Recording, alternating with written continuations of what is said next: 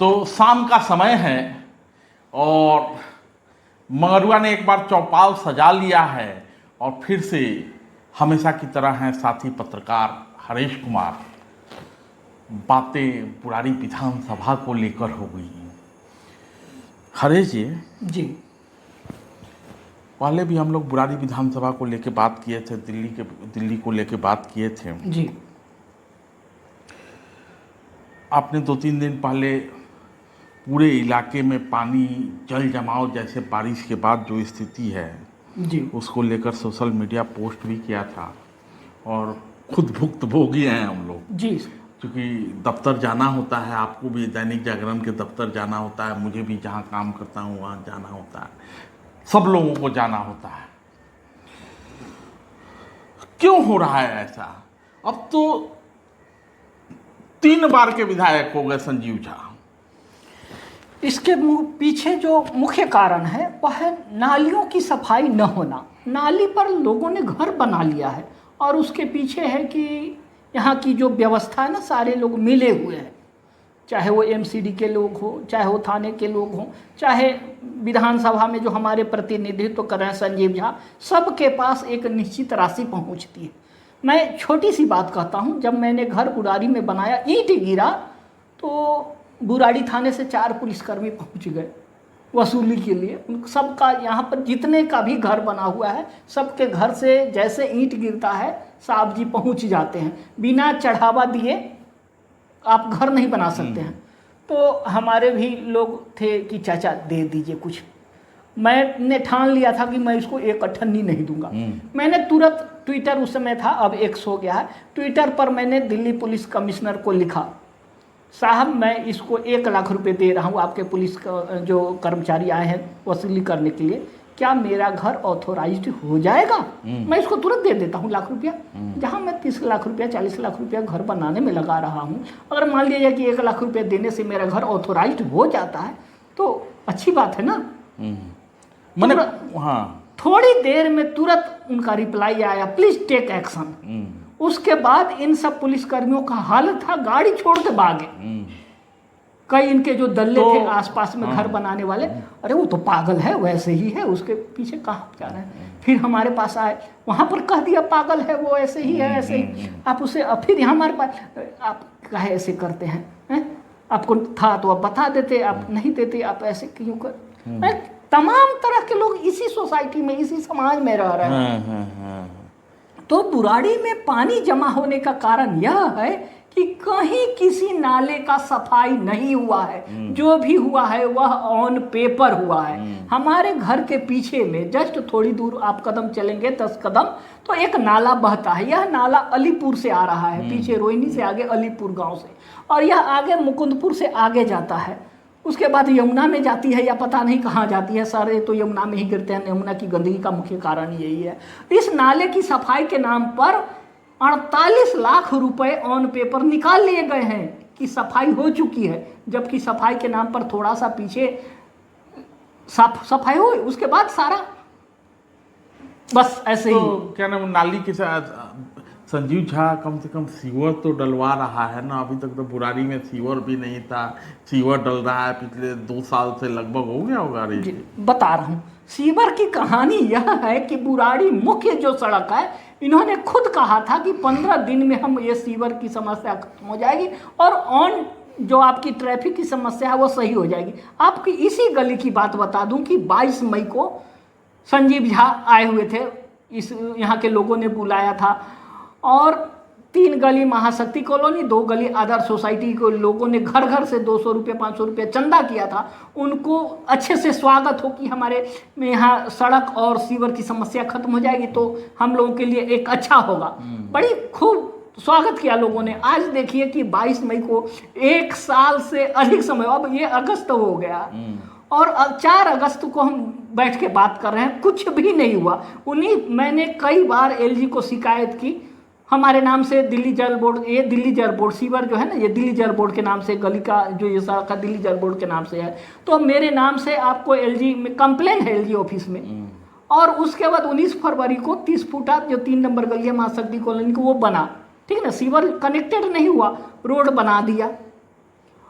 इसके बाद ये 3 गली बगल में आदर्श सोसाइटी सबको छोड़ दिया एज इट इज। हालत ये है कि जब से मैंने विधानसभा में टिकट की बात की है तो मैं कुछ भी विधानसभा में टिकट मतलब क्या लड़ना चाहते हैं आप? जी देख रहा हूँ कि यहाँ कौन जिताएगा आपको यहाँ? 3 हाँ। बार से संजीव जी दावेदारी ठोक रहा है, ठीक है बीच में सोया हुआ था लेकिन अब माफी वाफी मांग रहा है संजीव जी। जी आपकी बात एकदम सही है। यहाँ के लोग आम आदमी पार्टी और उसके जो प्रत्याशी संजीव कुमार झा की नाकाबिलियत कहिए या उनका जो कहिए निकम्मापन, तंग आ चुके हैं लोग। कोई काम नहीं हुआ है, सारा काम ऑन रोड मतलब कि पेपर हो रहा है। न किसी गली में सड़क है, न सीवर है। अस्पताल में जाइए आपको सही दवा नहीं मिलती, घटिया दवा मिलती है। आपको जांच जो लिखता है कहता है कि मोहल्ला क्लिनिक में करा लीजिए, बाहर करा लीजिए, चाहे ज़्यादा आप करेंगे तो रेफर कर देगा, हिंदूराव अस्पताल में चले जाइए या आपको RML में चले जाइए, चाहे ज़्यादा आप हैं तो आप एम्स में चले जाइए। भटकते रहिए, कुछ भी नहीं हो रहा है यहाँ पर। स्कूल कॉलेज की दशा बदतर है। यहाँ तो कॉलेज है ही नहीं, स्कूल है जो सरकारी स्कूल है, नगर निगम का स्कूल है, दिल्ली सरकार का स्कूल है। पठन पाठन से लेकर सब कुछ ऐसी ही भेड़िया धसान है। अगर ये अच्छे होते तो प्राइवेट स्कूल में लोग अपने बच्चों को क्यों एक चीज हमको बता दीजिए हर एक चीज कि वो सब कुछ है, आप संघ की टोपी पहन के भी बैठे हुए हैं, सुबह आप लोग शाखा वाखा भी लगाते हैं, क्या कारण है कि संसदीय चुनाव में तो यहाँ सांसद जीत जाता है लेकिन संजीव झा को नहीं हरा पा रहे हैं? जी उसके पीछे मुख्य कारण है कि आम आदमी पार्टी जो है दिल्ली की लोगों को फ्री बिजली, फ्री पानी, ठीक, फ्री बिजली का मतलब है कि 200 यूनिट प्रति परिवार फ्री बिजली। पानी का है कि 20,000 लीटर प्रति महीना आपको एक परिवार पर फ्री है। और उसके बाद ये इससे विधानसभा जीत गए और जैसे नगर निगम आया इन्होंने आधी आबादी यानी महिलाओं को DTC की बसों में फ्री कर दिया। और ये तो चाह रहे थे कि मेट्रो में भी फ्री हो जाए, उसका भट्ठा बैठ जाता। फ्री का यह दुष्प्रभाव है कि लोगों को चाहिए कि साला सब तो लूट ही रहा है, लोगों का जो बैकअप मिल रहा है आपको सब तो पार्टी लूटने ही है, कम से कम ये हमको थोड़ा बहुत राहत तो दे रहा है। यह राहत इनको कितना महंगा पड़ रहा है ये नहीं जानते हैं कि दिल्ली का इंफ्रास्ट्रक्चर बर्बाद हो चुका है। सड़कों की स्थिति ऐसी है कि गड्ढा हो जाता है, मरम्मत नहीं होता, पैसा ही नहीं है। जब आप आमदनी के सारे रास्ते फ्री कर दोगे, DTC का यह हाल है कि 10,000 करोड़ से अधिक के घाटे में चल रही है। हर दिन 10 करोड़ के घाटे में DTC जा रही है। अब आधी आबादी टिकट नहीं कटाती है, आधे लोग टिकट 20 रुपये का 10 रुपया लेते हैं। तो इसमें क्या है कि जब आप आमदनी होगी नहीं, आप कहीं भी काम कर रहे हो, आपको वेतन नहीं मिलेगा, घर खर्च चलेगा कैसे? तो ये सब तो ठीक है, सरकार अपना कर रही है, सरकार पॉपुलर सेंटीमेंट अपनाती है, लेकिन आपके लोग क्या करते हैं? वो संसदीय चुनाव में तो जीत जाते हैं। मनोज तिवारी यहाँ से सांसद हुए ना, तीसरी बार वो भी सांसद हुए हैं। क्या कारण है कि माने विधानसभा नहीं जीत पाते हैं लोग बुरारी से? उसके पीछे कई कारण हैं। मुख्य कारण में आपको फ्री बिजली, फ्री पानी और फ्री DTC महिलाओं को जो है वह, और दूसरा जो मेन कारण है कि जमीन से जुड़े लोगों को टिकट न मिलना। आयातित लोगों को उतार देते हैं जिनका जमीन से कोई वास्ता नहीं, कभी किसी 10 व्यक्ति से मिले नहीं, कि कहीं गए नहीं, किसी आंदोलन में भाग नहीं लिया, कोई जानता नहीं है। सीधे कोई आ गया कि नीतीश कुमार का कोई रिलेटिव है, कोई आ गया कि मनोज तिवारी का जान पहचान का है, चाहे उनका थैली शाह है, उनको उपकृत किया है कभी किसी ने। तो इस तरह के लोग जब चुनाव में आते हैं तो जनता भी उसको उसी तरह से रिस्पॉन्स करती, चलो साला ये तो ऐसे ही है, हम क्यों अपना बर्बाद करें, जो हमको फायदा मिल रहा है वो तो उठाए। दूसरे दल वाले तो कहते हैं कि संघ ही भाजपा को चला रही है, और आप कहते हैं कि क्या नाम है कि मनोज तिवारी माने थैली शाह इकट्ठा हो जाते हैं और टिकट चला जाता है। इस बार भी तो जी आपको बता रहा हूँ, भाजपा आज जो कुछ भी है वह राष्ट्रीय स्वयंसेवक संघ के कार्यकर्ताओं के समर्पित भावना की वजह से आज यहाँ पर पहुंची है। लेकिन यह क्या हो गया कि सत्ता जब मिल गई लोगों को ना, तो कुछ लोगों को लगा, कई लोगों ने भाषण भी दिया कि बिना संघ के भी भाजपा, जिसका हानि आपको उत्तर प्रदेश में मिला, बिहार में मिला, महाराष्ट्र में मिला, राजस्थान में मिला, कर्नाटक में मिला, इस तमिलनाडु में आप फिर जीरो रहे। उसके पीछे मुख्य कारण है कि संघ के लोगों को इन्होंने इग्नोर करना शुरू कर दिया। जिसकी वजह से, जो आपकी रीढ़ की हड्डी है, जिसकी बदौलत आप सत्ता में आए, आप उसी को भूल गए। यानी जिस बाप ने आपको पढ़ा लिखा कर आगे बढ़ाया, मानव बनाया, आप नौकरी करते, शादी विवाह होते ही आप उसी को भूल जाते हैं। वही स्थिति यहाँ हो गई। तो संघी पत्रकार हरेश कुमार जो है बुराड़ी विधानसभा से दावा ठोक रहे हैं, बात हुई है? इसके लिए मैंने कई बार संपर्क करने की कोशिश की। मैं पिछले 5 सालों से संपर्क करने की कोशिश कर रहा हूं। जब बुराड़ी में उस समय के तत्कालीन केंद्रीय भाजपा के जो राष्ट्रीय अध्यक्ष थे और केंद्रीय गृह मंत्री अभी भी हैं श्री अमित शाह जी, उनसे हमने ईमेल के जरिए संपर्क करने की कोशिश की। कहते हैं कि लोग रिस्पॉन्स करते हैं, लेकिन कोई रिस्पॉन्स नहीं मिला। एक बार नहीं, कई बार हमने रिस्पॉन्स करने की कोशिश की। उसके बाद सोशल मीडिया के जरिए अपनी बात रखी, कहीं से कोई रिस्पॉन्स नहीं मिला। तो हम इस बार क्या किए, हार दार के हम सोशल मीडिया, फेसबुक, ट्विटर और अन्य पर हमने लगातार लिखना शुरू किया कि ताकि लगे तो कोई एक व्यक्ति, अब आप बताएंगे ही नहीं तो फिर कैसे होगा, अपनी आवाज़ आप आगे बढ़ाएंगे ही नहीं तो कैसे। मुझे एक रात यह हुआ कि हम बुराड़ी में आए क्यों हैं। हम तो नोएडा में भी, गुड़गांव में भी, चाहे अच्छी जगह पर रह सकते थे, नज़दीक में रह सकते थे। हम बुराड़ी क्यों आए? या क्या बस में धक्के खाने के लिए? बुराड़ी हम आए हैं, महाकाल ने हमें यहाँ भेजा है, किसी कोई खास संदेश छुपा हुआ है उसमें। तो हरेश जी जिस संदेश की बात कर रहे हैं, हरेश जी, हम लोग आमतौर पे जो बातचीत करते हैं, इसके पहले भी हमने बातचीत की, मौसम का मिजाज अचानक खराब हो गया तो हम मंदिर की बात कर रहे हैं। महाकाल का मंदिर है और हरेश जी जब आए थे तो उस मंदिर की स्थिति बहुत अच्छी नहीं थी, लेकिन अब वहाँ भक्तगण जुटते हैं, संघ की शाखा भी लगती है, बड़ा हरियाली है, बड़ा मन खुश हो जाता है हरेश जी। जब मैं यहाँ आया था ना, छोटा सा मंदिर था, इसको लोगों ने ऑटो स्टैंड बना रखा था। रात में गाड़ियाँ लगी रहती थी, इतना हल्की बारिश हो जाए घुटने भर पानी लगे होते थे।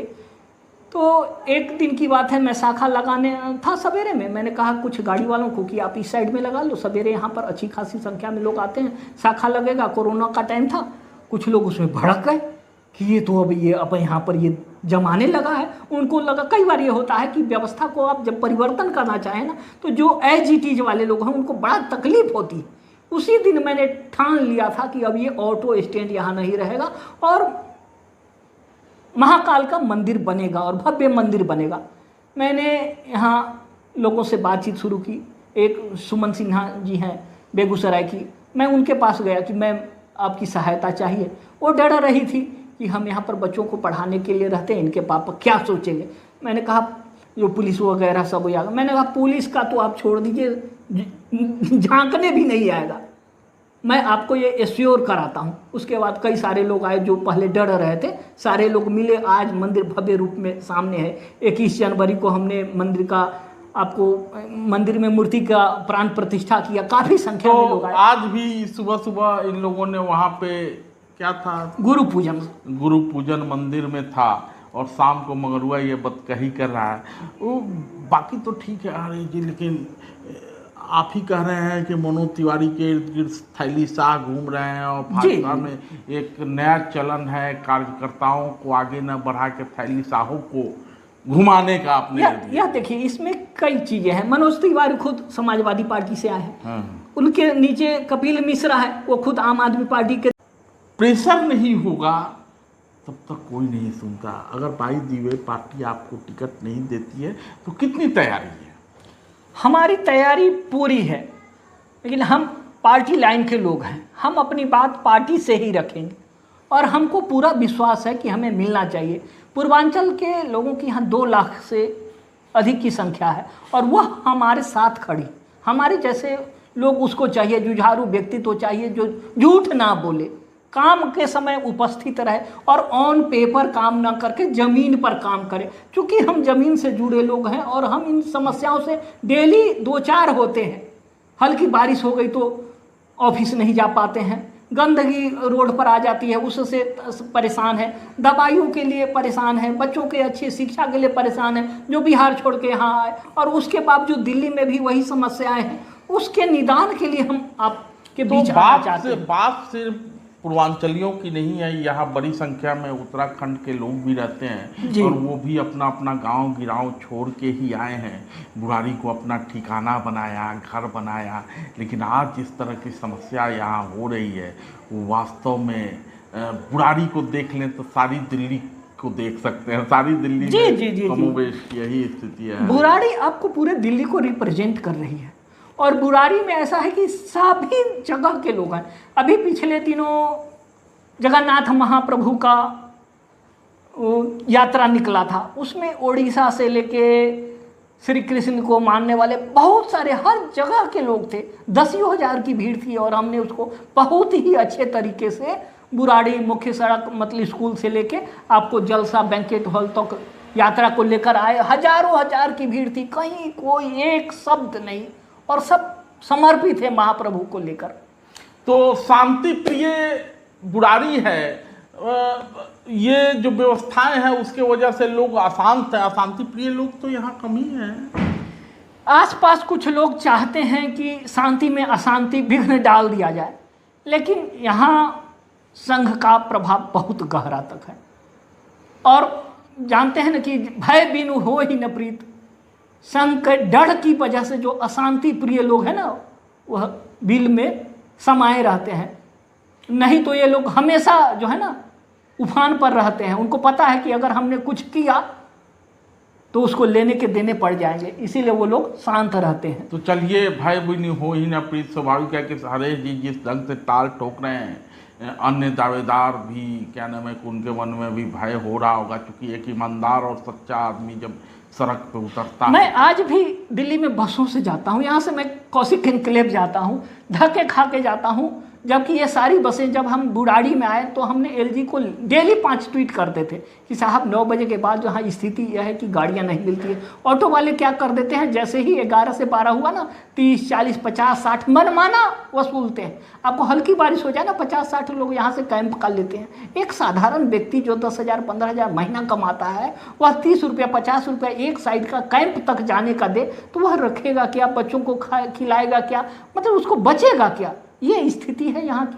तो हरेश जी, ऑटो वाले भी ये सारे एक बड़ी संख्या में यहाँ रहते हैं, एक बड़ा वोट बैंक है, आप उनके साथ भी मिलेंगे, बैठेंगे, उनकी भी अपनी समस्याएं होंगी।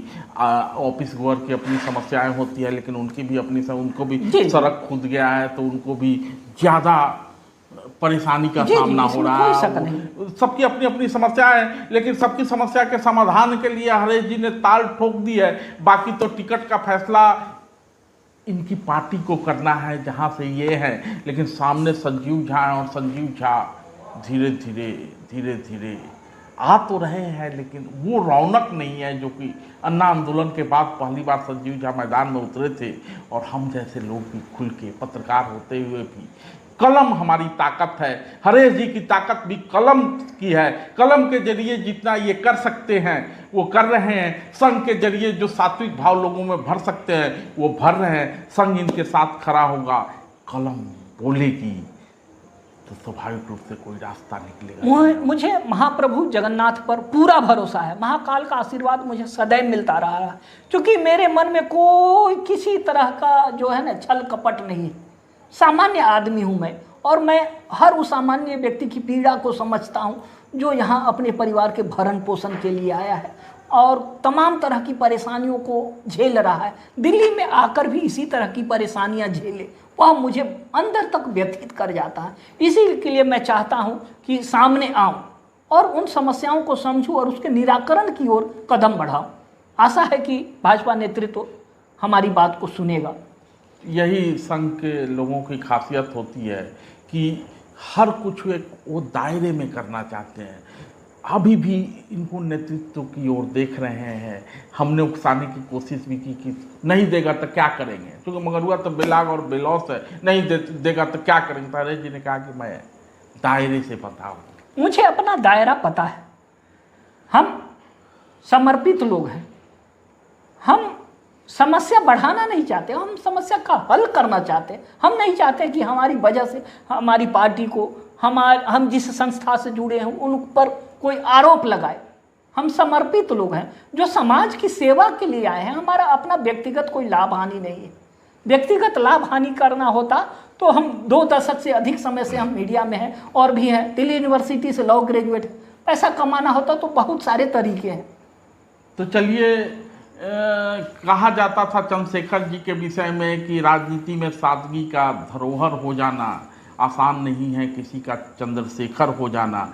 मैं जितना हरेश कुमार को जानता हूँ, आसान नहीं है हरेश कुमार हो जाना, और अपने पेशा को भी बरकरार रखना और मर्यादा में रह के जनता की सेवा करने के लिए जो ये आगे बढ़ रहे हैं, बुराड़ी की जनता इनको आगे बढ़ाएगी, ऐसी मंगरुआ उम्मीद करता है। बाकी तो वही है ही तो ही।